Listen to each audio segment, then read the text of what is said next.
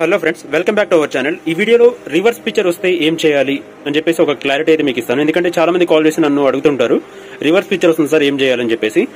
అంటే కొన్ని సాఫ్ట్వేర్స్ వల్ల లేదంటే కొన్ని సెట్టింగ్స్ చేంజ్ వల్ల రివర్స్ పిక్చర్ అనేది దాని అంతటా అదే ప్రాబ్లం అనేది క్రియేట్ అవుతుంది. సో అలాంటి సిచ్యువేషన్ లో ప్రతి ఒక్కదానికి ఇదే సొల్యూషన్ అని అయితే నేను చెప్పలేను.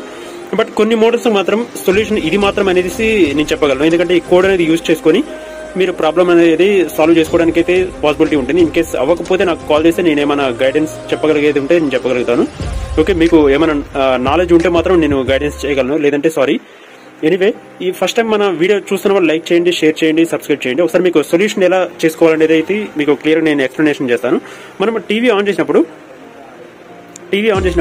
విత్ ఇన్ ఇలా పిక్చర్ అనేది రివర్స్ వస్తూ ఉంటుంది. మీకు ఎల్జీ అని చెప్పేసి కనిపిస్తుంది కదా, ఇక్కడ దీంట్లో అయితే యూనివర్సల్ బోర్డ్ వేరేది వేశారు, బట్ పిక్చర్ అనేది రివర్స్ వస్తుందని చెప్పేసి కస్టమర్ తీసుకొచ్చారు. ఆన్ చేసి చూస్తే దీంట్లో సెట్టింగ్స్ అనేది చేంజ్ అయింది. మీకు ఇప్పుడు క్లియర్ ఉందనుకుంటా. రివర్స్ పిక్చర్ అనేది రివర్స్ వస్తుంది. ఓకే, మనకి రివర్స్ లో రావాలి అంటే స్ట్రైట్ పొజిషన్ లో రావాలి, బట్ ఉల్టా పొజిషన్ లో వస్తుంది. సో మీకు సెట్టింగ్స్ లలో మనకి రిమోట్, దీనికి ఏదైతే యూనివర్సల్ రిమోట్ ఉంటుందో దాన్ని యూజ్ చేసుకొని దీనికి ఇన్పుట్ 2580 మనం ప్రెస్ చేస్తే మనకు ఒక లిస్ట్ అనేది ఓపెన్ అవుతుంది. ఈ లిస్ట్ లో కింద ప్యానల్ సెట్టింగ్స్ అని చెప్పేసి, ప్యానల్ అడ్జస్ట్ అని చెప్పేసి ఒక ఆప్షన్ కనిపిస్తుంది. ఐ హోప్ మీకు టీవీ అయితే రివర్స్ ఉంది కాబట్టి మీకు అర్థం కాకపోవచ్చు. ఇక్కడ VIF1 అని చెప్పేసింది కదా, దాని కింద ప్యానల్ అడ్జస్ట్ అని చెప్పేసి ఒక ఆప్షన్ కనిపిస్తుంది.